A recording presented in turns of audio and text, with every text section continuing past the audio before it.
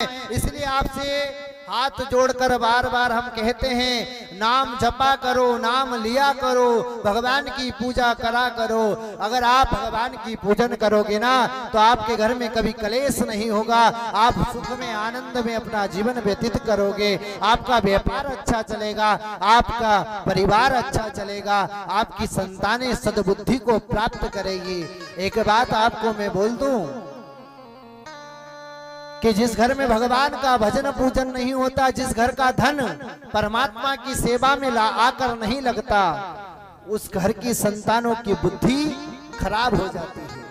वो मदिरा पीना प्रारंभ कर देता है, वेश्यावृत्ति करना प्रारंभ कर देता है, ऐसा काम करता है जिससे उसका कुल का विनाश हो जाता है। ये आप प्रमाण है किसी भी इंसान के परिवार में आप देख लेना, जिस घर का धन भगवान की सेवा में नहीं लगेगा, भगवान की कथा में, भगवान की पूजन में, भगवान के कर्म में नहीं लगेगा, उस घर की संतानें कुसंतान होकर अपने घर का धन का दुरुपयोग करेगी। वो अपने पिता का नाम रोशन नहीं करेगी, वो संतानें अपने पिता का नाम थाने में जाकर लिखवाएगी, वो धन जाकर थाने में लगेगा। आपको विचार करना है कि धन को कहां लगाना है, आपका निर्णय है।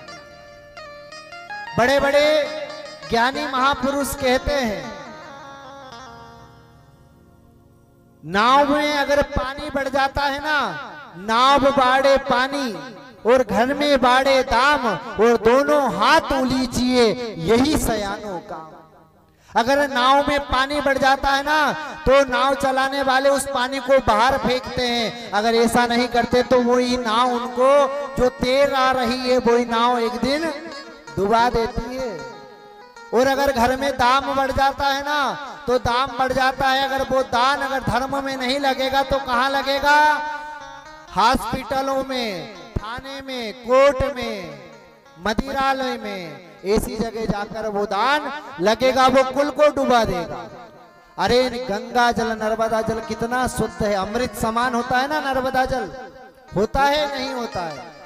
अमृत समान नर्मदा जल अगर बेन धार से टूटकर अगर किसी गड्ढे में आ जाए ना तो वो गड्ढे का पानी एक दिन सड़ जाता है, अमृत समान जल में कीड़े पड़ जाते हैं। तो ये धन का जो भगवान की कृपा आप पर है, जो धर्म से आपको धन प्राप्त हो रहा है, उसे आप दोनों हाथों से दान में लगाते रहिएगा तो वो बढ़ चढ़कर आप पे पास पुनः आता रहेगा। अगर आपने उसे धर्म से अलग कर लिया तो उसमें कीड़े पड़ जाएंगे। रामचरितमानस भी कहती है ना, सो धन धान्य प्रथम गति जाकी, वो धन्य वो अनाज भी धन्य होता है जो पहली गति दान हो जाती है। वो भगवान से अनाज और धन प्रार्थना करता है, परमात्मा उस किसान के घर, उस व्यापारी के घर मुझे पुनः भेज देना जिसने मेरी पहली गति दान करी हो।